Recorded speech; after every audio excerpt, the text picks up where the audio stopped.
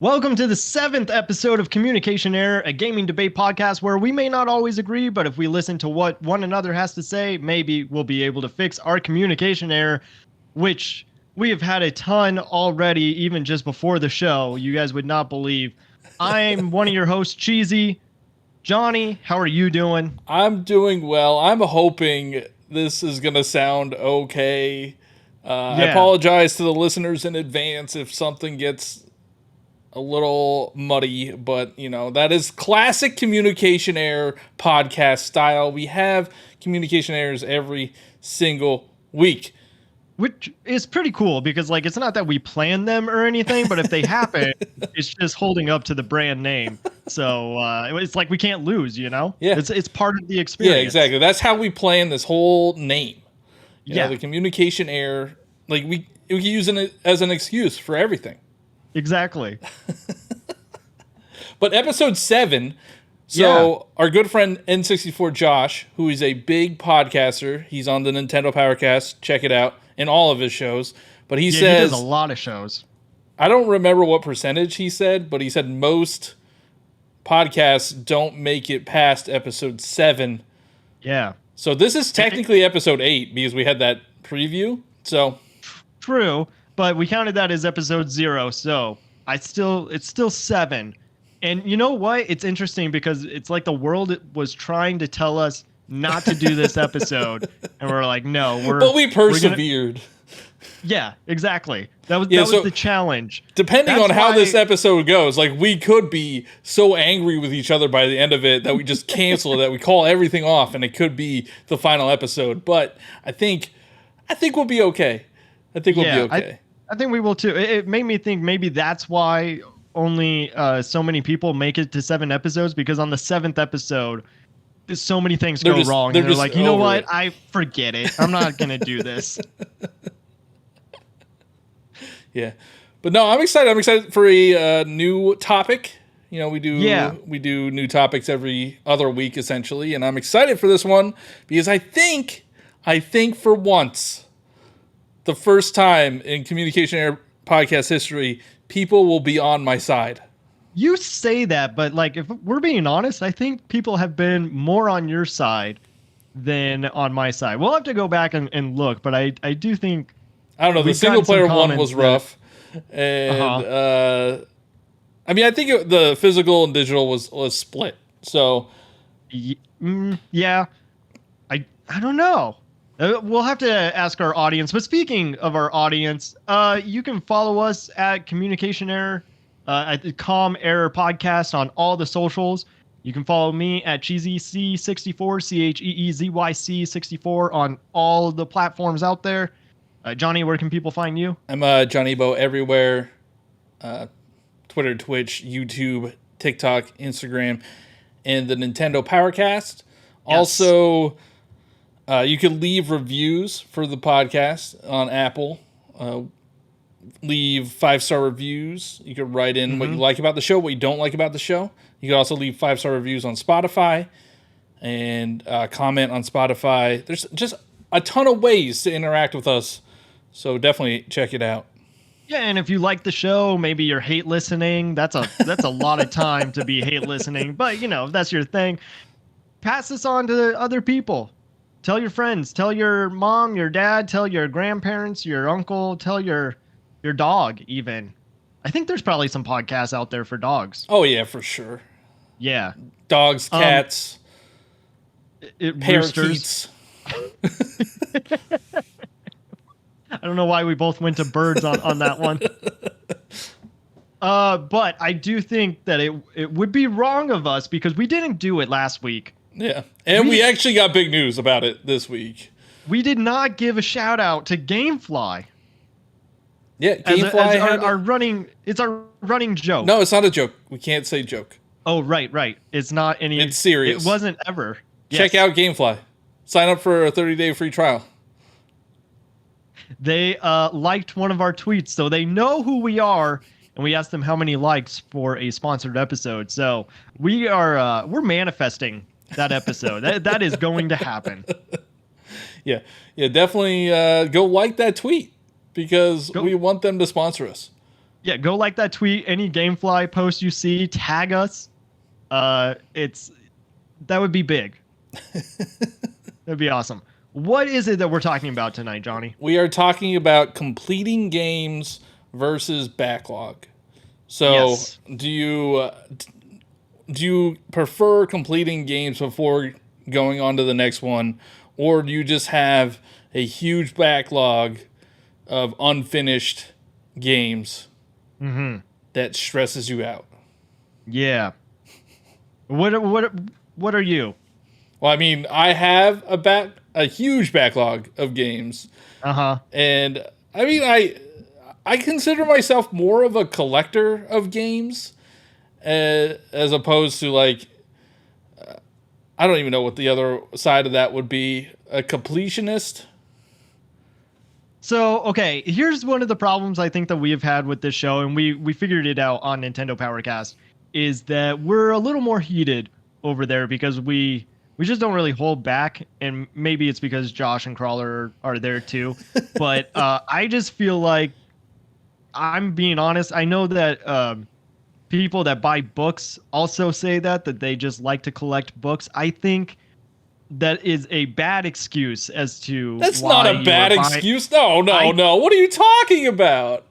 It's not a think bad excuse. It is a bad excuse. Why because would this they is be? Why would they have collector's editions if you can't be a collector of games? Okay. You got me on that one. I think though that like some collector's editions people buy because they've already read the book or they've already played the game, so now they want to have the collector's edition. Or maybe no, they're like no, a big no, fan. no. Because you have to get the collector's edition when the game comes out, or you're never going to get it. Like, you can't buy Tears of the Kingdom collector's edition right now. Right. Because But it's sold out. Maybe that's a little different though, because you're like a fan of the series. So if you're a fan of the series and you want like the collector's edition of that But that's how all collector's editions are. I don't know any collector's editions that can be bought after the fact. No, but would it be different though if it's like a new series that came out and people are buying the collector's edition? I don't even know. I can't think of a series. The first one that comes that. to mind would be Starfield. It's Bethesda, so it already has like so brand that has recognition. brand recognition. Yeah, Right. People will buy Right. that easily. To be honest, that special edition that they just showed it's pretty cool. Yeah, but it's also $300. I did not know that. It makes it makes Yeah, sense. it's the same price, almost the same. Well, it's the same price as the Xbox Series S. Not the black one that they just unveiled, because the black one is $350. But yeah, you could buy the Starfield there's probably a collector's edition and then like the super collector's edition or whatever. Like I got when God of War came out, for example, they had like three different collector's edition. They had one with a hammer, one without a hammer, and then one with a hammer and a bunch of other stuff. Okay. And I got the hammer because it's cool. So you make a good point with collector's editions, though I do think that if it was something new, I don't know if people would just buy the collector's edition just to have it and not play the game. I mean, what about limited run games, right? That's just indie games that are getting a physical release. Like, people collect those. Yeah. And might not ever play them. Okay, so for me, this topic is so hard to talk about because even the idea of having a backlog stresses me out. But why? Because I can't get myself to buy another game unless I've already played the game that I have, or I try my best. The one even if game you hate it, even if you hate that game. Yeah, so the whole reason that this episode is even happening is because of Advance Wars. I played Advance Wars, and though I do think that the game looks great, it sounds great, like it would be a great anime, because there's even some cutscenes towards the end where you're like, this is really cool, and I would love to see a full show of this. The strategy aspect of it one, I don't even think my brain really works in that way. I like chess, but I'm not very good at chess. And I just, I kind of figured it out towards the end. And then by that time, I was like, oh, I probably could have done these things earlier on, and I could have played this game a totally different way that I didn't see before. But by that time, I was so frustrated because what happens is you're playing a mission, and if you lose that mission, you have to start all over, and those missions can take up to like a half hour to an hour. I mean, I guess it depends on your skill level and the way that you see the board and whatever, and that could just be a me problem. But I was more frustrated by the end of it than I was having fun with it. And yeah, like I had to see it all the way through. I don't know why. Like I do that with movies too. If it's like a bad movie, I still want to see. Yeah, but movies aren't. How long did it take you to beat Advance Wars? Oh God, I don't even know. I don't even want to look. Because a movie, at most is 3 hours long, and that's a really long movie. So it's not that much of a commitment to finish a movie. Like I watched Morbius all the way through, even though that's a bad movie. How long is that movie? It's only like 2 hours, so it's not like that big of a deal. But like if you're playing a game, like for example, Skyward Sword, one of the worst games. It's not ever. Okay. One of the worst games ever. Bad. All right. So it's terrible. It's a terrible game. I don't care what anybody says. Skyward Sword is terrible. And it's because of motion controls. Now, I know the Nintendo Switch version doesn't have, or it has the options for button controls, but you're still hampered by the motion controls because the combat is so basic and so lame that even with button controls, it just doesn't make sense. So I played that for 4 hours, hated it so much. Stopped playing. This conversation, though, I don't really know how I can have it with you because you will buy so many games. You have so many games that are in your backlog because of not beating them or even really giving them a chance. Like, I give them a chance. What's your cutoff point, would you say? What do you mean cutoff point? Like, do you have a cutoff point to where you stop playing the game and when I stop having fun? Like, okay. So Skyward Sword, I played through, I think, the first dungeon. Yeah, I would say. And it's so bad. It's so bad. Not fun. It's not that bad. It's really bad. Like, it's really bad. I will give you the controls are bad because I bought it for button controls and I didn't like how the buttons felt. So then I played it on motion and like it's not that great, but the story is good. Well, we all know that I don't care about story. So I'm not going to continue to play a game if I'm not enjoying it because of story. Like that will never happen. And that doesn't bother you? Like I don't want to get into No, I don't want to get into like how people should spend their money because spend it the way you want to spend it. That's fine. But to you that's not a problem that you spend money on okay. No, I think so. I do give games a chance. Well, I do have a plethora of unopened games as well. But I do give games a chance when I want to. There are games that I've played for an hour. There are games that I've played for 100 hours. And it has a lot to do with like if the game is fun to play. And even so, this might shock some people, but I've kind of stopped playing Tears of the Kingdom. Well, oh, really? I haven't played in like a week and a half because I have been playing Diablo 4, which is just a more satisfying gameplay loop for me right now. Now, I will go back to play Tears of the Kingdom because I do want to beat it, but like Diablo 4 has been really fun to play. Who knows if I'll get bored with that? I just beat the first act. I think there's 6 of them. But that game doesn't really start until you beat it anyway. But I also purchased Street Fighter 6. And I have not even loaded that. Well, I loaded it up, but that's all I did. Do you think that this conversation happens a lot with content creators? Because I was talking to Hannah, who's also playing Tears of the Kingdom. And she's like nowhere on the internet.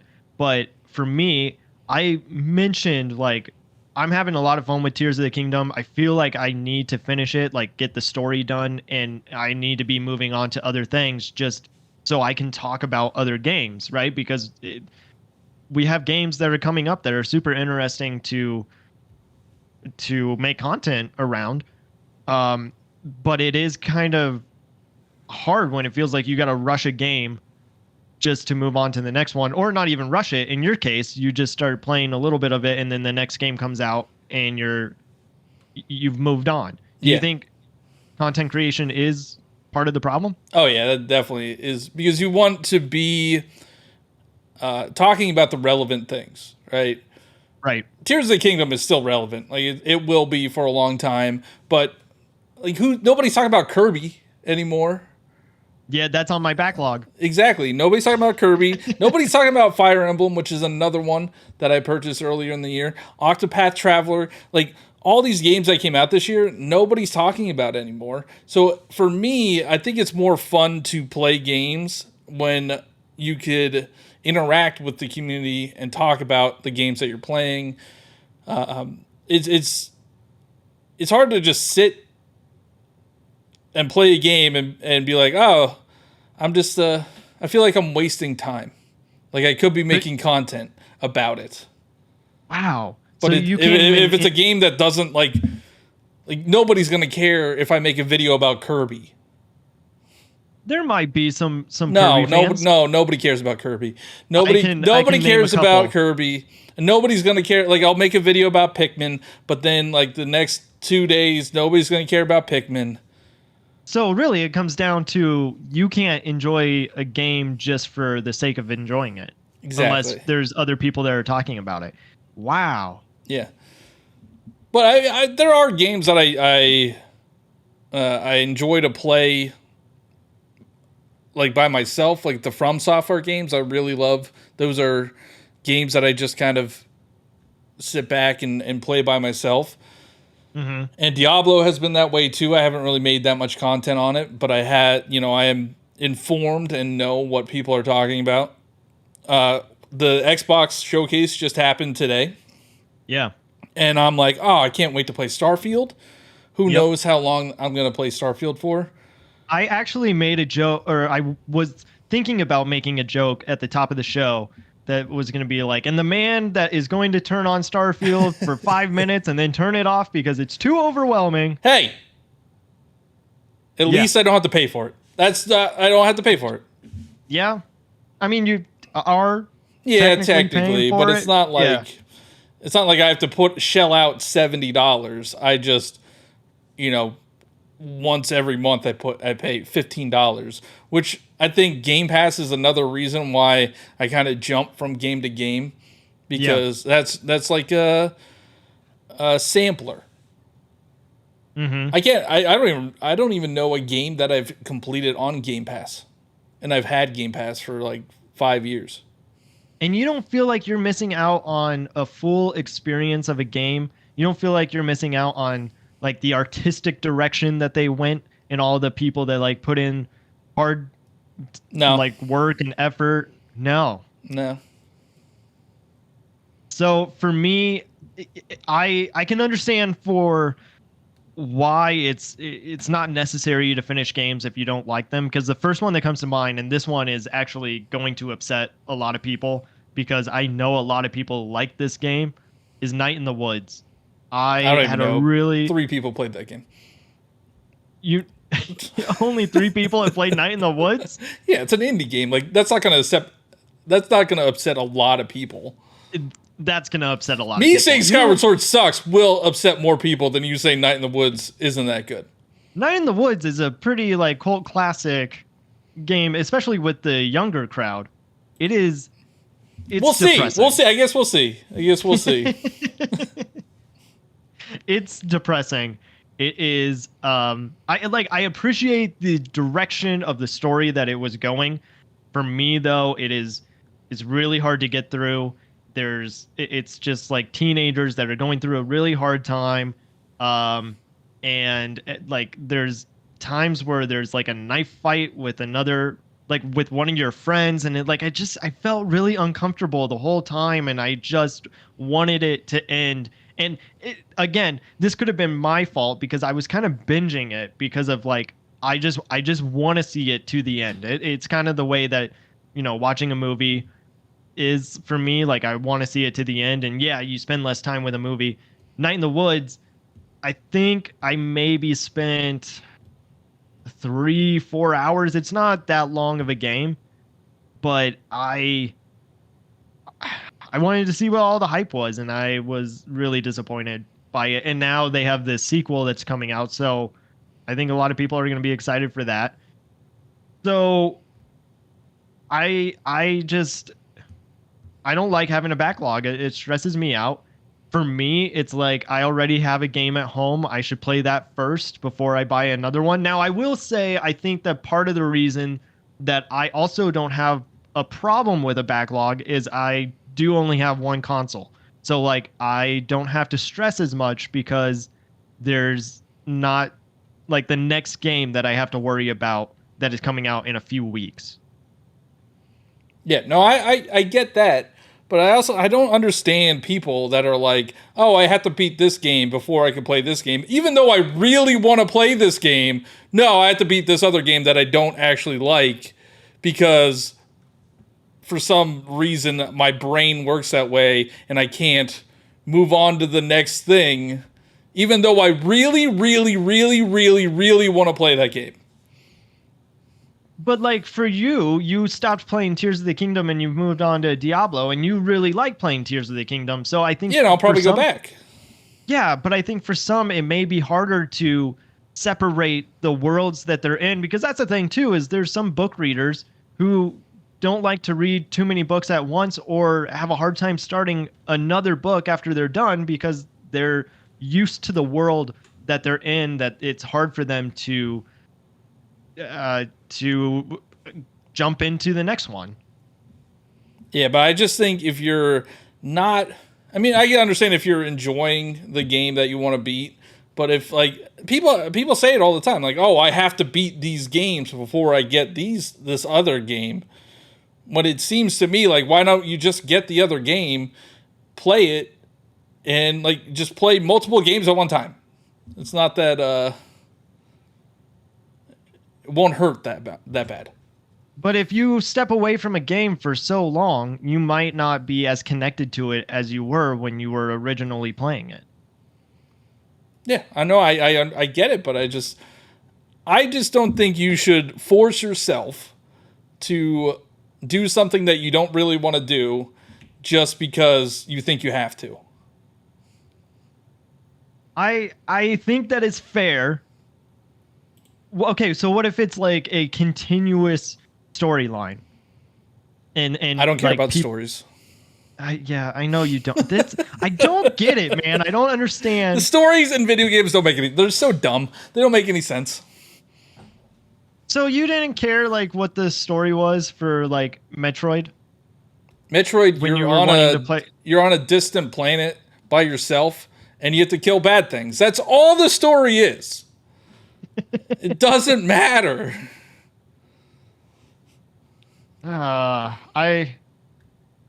don't know. So like I'm playing Tears of the Kingdom right now, and I'm trying to get through it because I know that eventually I would like to play Pushmo, because I bought Pushmo and I do think about it. Like I want to see why people love it so much.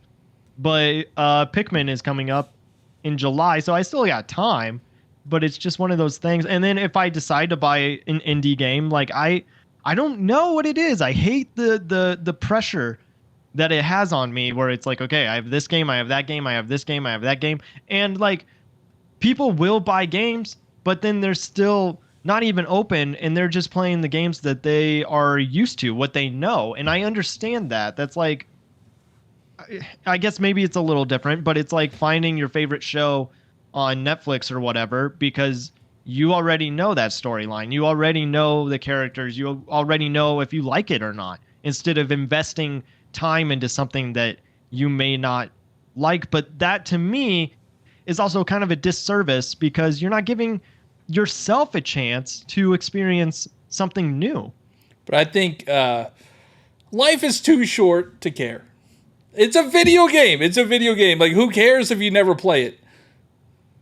I agree, but like life is too short, so why not try to grow and learn and see if you are liking new things? Like when you're younger, the foods that you eat, you may not like as much when you're older. Your taste buds change. Isn't that the same when it comes to gaming? Yeah, well, I mean, I think interest? people do change, right? Like I've changed. I used to play a ton of Call of Duty and like shooters and stuff in college, and now I don't play those types of games anymore. What got you to change? Because I realized that I didn't really like them. So I went back, like I started as a Nintendo kid. Yeah. And I stopped playing Nintendo in college. Mm-hmm. Played Call of Duty, Halo, all the shooters. And then I realized that like I really liked Nintendo games, so I went back to those. And like, what did you find from that experience? Was it hard for you to jump into Nintendo games, even though you like played them when you were younger? No, it was like riding a bike. Yeah. So I played Mario. Honestly, the biggest problem for me is the games that I love, the series that I love, are not released very often.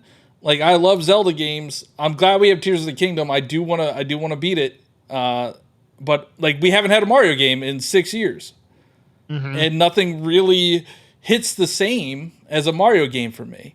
And From Software releases games fairly often. We got Elden Ring last year, and we'll get DLC I think this year. So I'm excited for that. But like these other games, I don't have that hold. It doesn't have that hold on me. So I'm not that motivated to try to beat them. I hear what you're saying, and there's a little bit of me that is envious, I think, because you don't have like a hold on the things that like you purchase or I don't know. I just like I have to see it all the way through. I have to see if I enjoy it. Like the best example I can think of is Live Alive. I'm not really into like RPGs or JRPGs. I've never really given them a chance, and there's times where I get sucked into them. And Live Alive was one of them. I thought it was a beautiful story. All the themes connected. Some stories were a little harder than others, but every vignette that you played was different than the last one, and I really enjoyed it. And I'm really glad that I took a chance on it and learned something new about myself. And that's the hardest part, is I think that people they're not allowing themselves to learn something, to grow, to... I mean, I think you can enjoy a game and not beat it. Like, you don't have to... If you're satisfied with that game... Like, I played JRPGs. Like, I played Octopath Traveler for 10, 15 hours. I was satisfied, and then I moved on to something else. Like, it's not like I hate these games that I don't put a lot of time into. It's just I get what I want out of them. Yeah. And if I beat them, okay. If I don't beat them, that's fine too. But I think it's okay to be satisfied with a game that you don't complete. Do you get upset at all? Like, I know that you said you don't get upset with like moving on to a new game, but do you get upset that you bought the game and you didn't get your money's worth, or do you always feel like you got your money's worth? So fortunately, I'm in a position where Game Pass. I can't. Well, no, not that. No. Oh. No. Fortunately, I'm in a position where I can't afford to buy games, and it like $60 won't make or break me. So if I buy a game and play it for 5 hours, and even if I'm not satisfied with it, like I don't get upset about spending $60 on it. Mm-hmm. If I play a game like that, that's a lot of, I think there's a lot of discourse going around this week about Prince of Persia and how it's a 2D platformer. And I don't get it. I think that game looks awesome. Yeah, well, we're Nintendo fans, so that's why. We're used to 2D platformers and art styles like that. But that's a $60 game. People don't think it's worth $60. People didn't think Metroid Dread was worth $60. But I played that. I love the heck out of Metroid Dread. I played it for 8 hours. It took 8 hours to beat that game. $60 game, worth it every single penny. Yeah. So it really just comes down to your enjoyment of it. And I guess that I'm genuinely curious to hear people's thoughts on our community patch notes episode. And for those that are listening, those that are new, you're going to be able to give your thoughts next week. So when you see this video go out, or you see clips wherever, on TikTok, on YouTube, on Instagram, leave your comments and we'll probably read them on next week's episode for community patch notes on Backlog versus finishing games. Because I feel like I probably am the minority in this, because there's so many people that have a backlog, but it always seems like it's stressing them out. Anytime you see them post like, oh, these are the games that are in my backlog, they want to play those games. They want to maybe not finish them. They at least want to play them. And like they probably aren't. And even though it's not on me, you can still kind of feel the stress of those people that are like, I'm going to get through them, I promise. But yeah, I don't know. I think, as I've grown older and more mature, I have realized you have to do what you want with your time. So, like, don't be stressed about video games that you haven't played. Like, whenever I see people saying, oh, I want to beat more games this year, or I want to, play more games this year, it's like, why? Why is that a goal? Like, just play the games until you're done with them. Mm-hmm. And it's a video game. Don't stress about video games. I mean, I'm stressing a little bit because everybody is mad at me for not playing Super Mario Bros. 3. Well, that one you have to play. Like Super Mario Bros. 3, that you don't have a gamer card until you play Super Mario Bros. 3. So I'm not a gamer? You're not a gamer. No, you have to play Super Mario Bros. 3 to be a gamer. My whole life is a lie and none of this makes sense and we shouldn't even be having this conversation. No, I do think... I mean, I do like suggesting games to people. Yeah. A lot of the times I don't beat them. Like, I would suggest Tears of the Kingdom every day of the week. But I haven't completed it yet. But that's funny to me, because you could suggest a game to someone and be like, this is a terrific game. And then they get to the ending and they're like, that game sucked. What? I don't understand, like, what he liked about it. Because I don't care about story. How many times do I have to say this? I don't care about story. It's all about gameplay. When it comes to games, I get that. Like, I'm with the conversations that we have had, like, gameplay obviously is what matters the most. Maybe it's also like I would rent games from Video King. We had a Video King, not like a Blockbuster or anything. It was, and you only had that game for a certain amount of time, so I would try to play it as much as I could before we would have to return it. And no, maybe I didn't always finish it, but I at least tried to get through it because it was a game that like my parents bought for me or rented for me. And I thought that was really nice, and I wanted to make sure that that didn't go to waste, but also because I wanted to play it. I wanted to experience it. So it could come from like my childhood. Yeah, I'm just figuring this out as we're talking.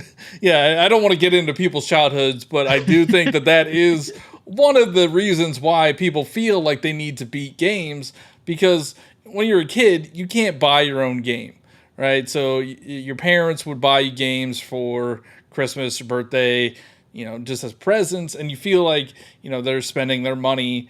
I don't want to let them down, so I need to Yeah. beat this game. But now it's my money, and I can do whatever I want. So, okay, as a content creator, you don't feel the need to complete a game to fully talk about it? No. It's just... No. If I was reviewing games, maybe. But, like, if I don't review games, I just make goofy videos about it. I'm not... Right, but if somebody gives you a code for a game, are you going to play it all the way through and give your honest opinion on it? So I used to get code. I used to search out codes for games. Uh-huh. I stopped doing that because that does stress me out. I feel like there's an obligation for me to play it fully and do like an in-depth review. I could see how that would stress you out. Yeah. I don't do that. And you don't necessarily have to. It's not like if somebody gives you a code for a game, you don't have to even make content on it. Like it's there's no contract saying, "Hey, I gave you this code, you have to give this review." It's if I want to do content on this, thank you for the code, and I will do content on it. Right. But it's not, you don't have to do it. But that always stressed me out. Plus, like, I could buy the game. So, like, why, like, I don't want this $5 game when I could, and feel like I have an obligation to this company when I could just buy it for $5. Mm-hmm. But as a content creator, I do feel like I need to be informed. Like, I do feel like I need to play all of, I make Nintendo content, so I feel like I have to play all Nintendo games to have some sort of informed opinion on it. Now, I don't think I need to beat everything. Like, I know Kirby is a baby game, and that's all I really need to know. Not a baby game. It's a super baby game. Not a baby. It's a relaxing game. No. There's relaxing games like Animal Crossing and other simulators, but Kirby is just for little kids. It's a good way to, it's a good way to get people started, but I wouldn't say that it's only little kids that are playing Kirby. Yeah, because we can't get out of this mindset that Kirby games are not for us. They're not for us. What do you mean they're not for us? They're not for adults. No, I think, okay, maybe you want a game that is just kind of easy to play through instead of something that is super difficult, because there's a lot of people that are angry when it comes to difficulty setting. But a lot of like Nintendo games aren't hard in general. I don't know the way that a lot of games Tears do of the have Kingdom. a lot of games do have difficulty settings, so you can put it on easy. There are no difficulty settings for Kirby because it is just you can play it in your sleep. There are difficulty settings. They're super easy and easy. Yeah, I forget what the real mode is. It's like funky mode or something like that. People always get mad at me when I call Kirby a baby game, but I'm sorry. It's a fact. I would love to see a baby play Kirby, because then would easily be. You could fly over all the levels. Maybe a toddler. Maybe it's like a toddler game, but I get it. And like, I don't really know how much there is to this conversation. I think it's important because people are either going to stress themselves out with a backlog, or they're just going to start playing all these games, or they're not even going to worry about it. Like you're saying, like maybe life is too short and you shouldn't even care. But I also know that it's not really up to us and what people do. It's their life.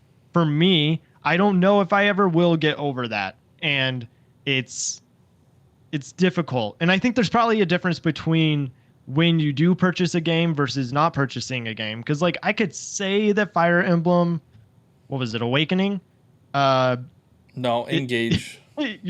Oh, yeah. Okay. I was going to say you're thinking about it because you haven't even played it, but... I played it. Not a lot. Wait, you played Engage? Yeah. I thought you said that you hadn't. No, I've played it. I started it. Okay. Did you enjoy it or no? It's a Fire Emblem game. It's fine. So no. I didn't. No, I enjoyed what I played of it. Yeah. I don't feel like going back to it. It's kind of like Advance Wars. Like those games make me think too much, and I don't want that right now. Yeah. Well, okay. So speaking of strategy, well, before I finish that, I was just gonna say like Fire Emblem Engage was a game that I was going to buy, and then I had a lot going on at the time, so I didn't end up buying it. But I don't necessarily feel like that is on my backlog versus a game that I have purchased. Yeah, I mean that's what a backlog is. Is after you've purchased it? Yeah, not it's like a game that you own, but you haven't played. Gotcha. Because I wasn't sure if like people are considering games that they want to play, but they haven't even. I mean, I think that's like I wouldn't call that a backlog. I would just call that like a want to play list or something. Okay. So speaking of strategy games that like make you think too much, that's how I felt with Sparks of Hope. And I love Mario and Rabbids Kingdom Battle. I thought it was great. And I was playing Sparks of Hope, and there's aspects of it that I like. I think the gameplay is a lot better than what it is in the first one. And it would be kind of hard to go back to the first one. But I don't feel like it had the same charm that the first one had, because the first one was like the Rabbids are kind of making fun of the Mushroom Kingdom and the characters in that world. Sparks of Hope is like, let's have the Mario character, like the Mario game, go to the Rabbids Kingdom and kind of learn everything about their lives. And it's like, I don't really know anything about the Rabbids. I don't think a lot of people do, and I just don't really care for this part of the game. But I played it all the way through just to see the ending of it, to see who the villain was. And that's the other thing too. Maybe people are like missing out on awesome boss fights. I mean, boss fights are cool, and that's why I like From Software a lot, because they have really cool boss fights, and that does allow me to continue to play a game to see what the next boss is. Yeah. But I played, I forget how much I played at Sparks of Hope. 10 hours, maybe? I think I got to there was a snow world. I don't know. Yeah, I think that's like the second world, maybe. Okay, so I didn't play that much, but I did enjoy what I played, and I felt satisfied when I stopped playing it. And then maybe eventually I'll go back again to play it. Yeah. But I don't know. I see new shiny things, and I'm like, ooh, squirrel. I want to play. I want to play that. Yeah. Like a bunch of stuff today. I'm like, oh, I want to play that. I want to play Starfield. I want to play Fable. I want to play. There's so much right now. Hellblade. Like, there's so much, and even like Spider-Man 2 is coming out. I haven't beaten Spider-Man 1 or Miles Morales yet, but I want to play Spider-Man 2. I love God of War, and I haven't completed Ragnarok yet. So it surprises me that you want to play like the Spider-Man games. One, because like you don't care about story. Does that story actually mean something to you, or is it just the gameplay? Okay, I just like Marvel. Yeah. We're on a Marvel kick right now. But two, you've already said that you don't think that you're going to enjoy it as much because of Tears of the Kingdom and in how open world games are just different to you. Yeah. You made a whole video on it. I'm trying to help you out and give you a boost in your views. Well, I know. Well, yeah, Tears of the Kingdom. I said this about Breath of the Wild years ago. I wish open world games specifically would emulate Tears of the Kingdom and Breath of the Wild. But Spider-Man is like the UI is so overwhelming and clunky that it makes me not want to play. Like I don't think Tears of the Kingdom has an overwhelming UI. You can pretty much do whatever you want, go wherever you want. Like there's no checklist of, oh, I have to get this many backpacks. I have to go check out this crime or something. Like there's no set points that you really have to do. I mean, like, there's Koroks, right? I guess those. But could you be don't the have to. Like they're not on the map. On the map, the backpacks are on the map on Spider-Man. Oh, so you don't even you don't discover them. Yeah, no, I like how open Tears of the Kingdom and Breath of the Wild is, where you could do the towers, but like you don't know where they are on the map. You could do whatever you want in any order. Spider-Man is more linear. Like you have to do certain story points in order to open up certain areas. So I want these open world games to just do what Breath of the Wild and Tears of the Kingdom did, Yeah. and Elden Ring did it too. But no, we still have these generic checklist open world games like Horizon's that way. I'm assuming the new Star Wars game is probably going to be like that because it's a Ubisoft game. How do you think Starfield is going to be in that regard? I think it's going to be more like, have you ever played No Man's Sky? Yeah. It's going to be like No Man's Sky. Yeah. Where you could go to a planet, there'll be like, there's going to be side quests and missions on that planet, and then you could go to another planet. I'm excited to see how Starfield does it. Yeah, and like I just bring it up because I think it looks incredible. I just wonder how many people are going to get overwhelmed and how that is going to be put in the backlog. Like maybe that's one of those games that they really do enjoy and they want to play more of it, but it's so overwhelming that they move on to a new game and they don't return to it. I saw a release date, like schedule for September and October. And it is so jam-packed, which is another reason why people have huge backlogs, because they just want to play all the new things, because people, well, maybe people that are not on the internet and not like in the gaming circle, maybe they do play these games like months or years down the line, but a lot of people want to play them as soon as they're launched. So Starfield comes out like September 6th.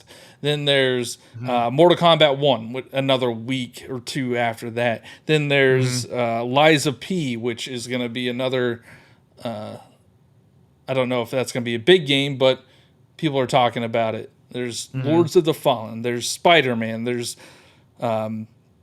Forza. There's just so much going on at one time that's why these backlogs happen.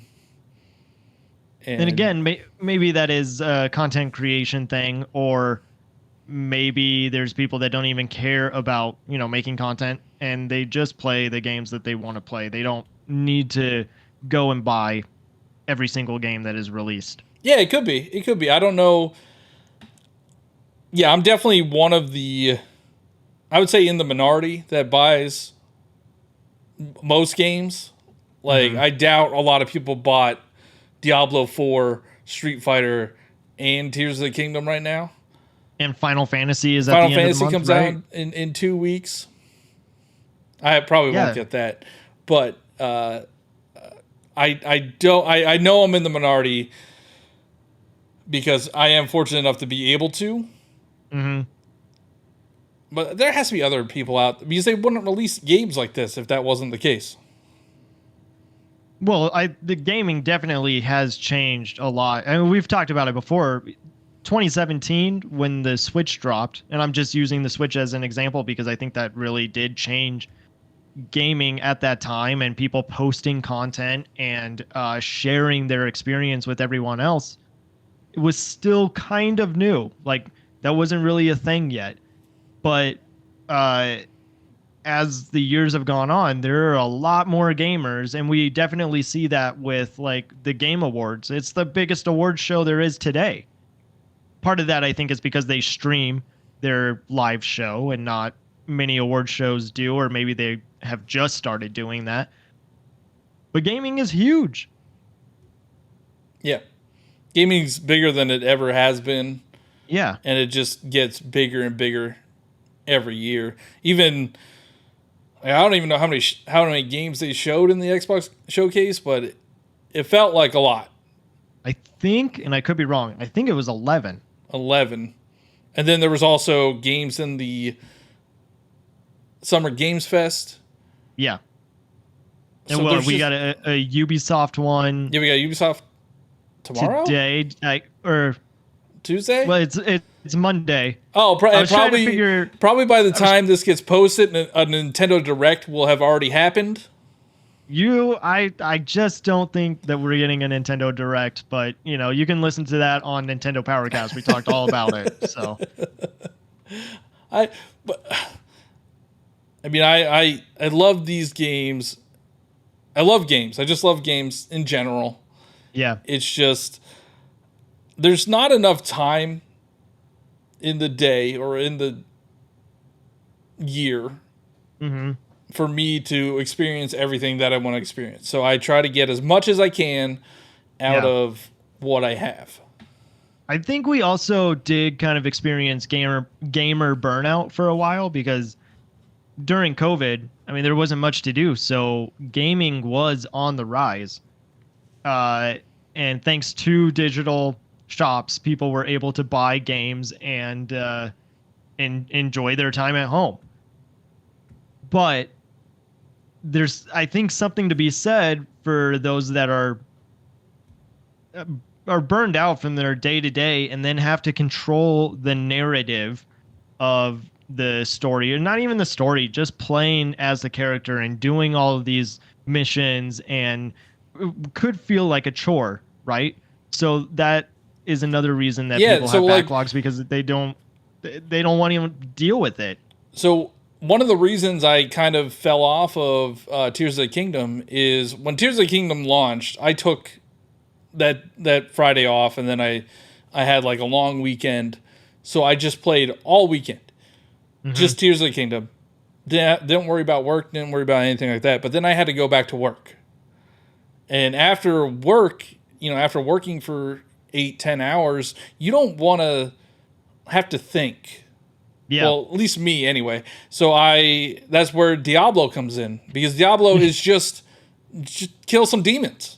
And look cool doing it. Like that's fun to do after work. And especially like in busy seasons for me, man, I'm not playing anything that will make me think. Well, you do play a lot of games though, right? Yeah. During your busy season, because it's like a way for you to kind of relax. Yeah. But it's not like I'm not playing visual novels or I'm not playing heavy narrative games. Well, you don't. I don't like story anyway, but especially like if I do want to play a game that has a narrative, like a lot of PlayStation games, they're heavy narrative single player experiences. I do enjoy the gameplay for some of them, so I do like playing them. Like Last of Us is a fun game to play, but I'm like I don't want to try to do the story. I just want to play a game. Like I don't want to think. And I'm at a part in Tears of the Kingdom where like I have a ton of shrines. Like I don't really know what else to do as opposed to continuing the narrative. So I'm like, I'll do that like on the weekends or when I don't want to, when I could just sit down and play for a couple hours. Yeah. We talked about live service versus something. What did we talk about? Oh, it was just live service gaming debate, because I don't know what the other side of that is. Non-live service games. You're right. Do you think that is also a reason why people have backlogs? Because it's easy to just jump into those games and it's like comfort food. Yeah. Yeah, no, that's for sure. Like live service and multiplayer games. Like Fortnite just released a season, so people are going to be playing that as opposed to single player games. I do believe there's like a single player renaissance right now. Like I hope so. There's so many single player experiences that are getting praised, like Star Wars Jedi Fallen. What is it? Fallen Order? No. Survivor. Yeah. So Jedi Survivor, Tears of the Kingdom, Diablo, I would consider single player ish. Then we're gonna have Starfield coming out. We're gonna have Spider-Man. Like these single player is making like a comeback. I don't know if it's even a comeback. It's more prominent now. Yeah, that's good. I really hope that we do see more of that. Not that I don't want to see live service games or like multiplayer games. That's fine too. But I think that there's just something to be said Oh, for so I what? did want to bring this up. You watched the Okay. showcase today, right? I did. Yes. Yeah. Well, yeah. This relates directly back to our previous episode. So if you don't want to, if you don't know what we're talking about, go listen to those. But Overwatch 2 was shown, Yeah. and they showed the story missions. Yeah. Like, is that what is? How is that not the PVE that they said they canceled? I don't know. Like, was that them backtracking? Because because I'm not in the Overwatch community, I couldn't tell you if those were new clips that they showed for their story missions or if those are old, uh, like lore videos. Uh, was that them backtracking, or do they actually have story missions when they said that they're not going to? Yeah, I don't know. I don't know what that was. I thought that baffled me, and then I felt like, oh man, we're gonna get a lot of flack because we said they canceled it and they didn't cancel it. Yeah. But I mean, all of those, I would be interested to see what the community is feeling right now because they were pretty upset that PvE wasn't happening, and now it is. But I guess we don't know what the story missions are. Like, is that PvE? Is it like some weird Yeah. hybrid of online multiplayer? I don't I know. don't know. I don't know. But yeah, Yeah. I do agree. I do think the live service games and online multiplayer stuff that really a lot of people just play those games too. Like a lot of people are not like us who play single player games. Whenever you make a video about like Tears of the Kingdom, people are like, "Oh, well, what about like Call of Duty? We just play Call of Duty all the time," Mm-hmm. and that makes me sad. That's what makes me sad is if people only play one type of game. Yeah. We saw that recently with a bunch of streamers that were just like they're burned out from games, but it's like there's so Play many. something else. Right, but that's what I'm saying is I don't think that there are people that are giving them a chance because it's they don't want to go into the unknown. Like that is a big issue just with people today because we have instant gratification? Is that the word I'm looking for? But it's just so easy to find things that you used to like, or maybe you are starting something new and that's the thing that's your personality for a while. Yeah. And I think that it's hard for people to make that choice when it comes to games. One, because they take more time, but two, they don't know what like the gameplay is going to be. It is different than watching a movie. I guess like watching a movie or show, you have a different genre that you have to pay attention to or understand that's the direction that the movie is going. But with games, it could be a different style than what you're used to even, and that could turn a lot of people off because they're just not used to it and they don't want to give it a chance. There's a lot of pressure honestly when it comes to gaming, and Starfield, like, again, I'm bringing it up because it looks incredible, but there are so many choices that you're going to make in that game, and people honestly don't like making choices. The less choices they have to make in a day, the better. And But you make a choice, everything's a choice. everything is a choice, but you try not to make that many choices. You're used to the thing that you like to eat in the morning. You know what clothes you're gonna wear. We all have routines, right? So when a routine is out of balance, it's a little weird for us to try to make new choices, or it stresses us out. I hope it's like Tears of the Kingdom where you don't need to make these choices. Like you don't need to customize your ship. You don't need to I don't even know. I didn't watch the full direct, but you don't need to do all these things. Like you don't need to do all these perk trees. Like I hope there's a lot of player choice. I am excited for Starfield. I am a huge sci-fi nut. I even enjoyed No Man's Sky when it was launch. No Man's Sky. And as soon as they showed on the Starfield Direct saying like, oh, you could like farm materials, I'm like, yes, sold. But it's funny when you started that sentence, you were like, I hope that it's like Tears of the Kingdom and they don't need to do these things. And I'm like, oh yeah, I'm really feeling this. But you were just talking about Starfield, not just as a life metaphor to like just go on your own adventure. Oh yeah, exactly. And see what the world has to offer you. Yeah, that I don't like. Don't put me in a bubble or whatever in a. I don't even know. What you're saying is you like open world and you like when not you're even open world, open choice. Open choice. Because open world games, a lot of them are you still have to do particular things in order to progress. Mm-hmm. And I don't like that.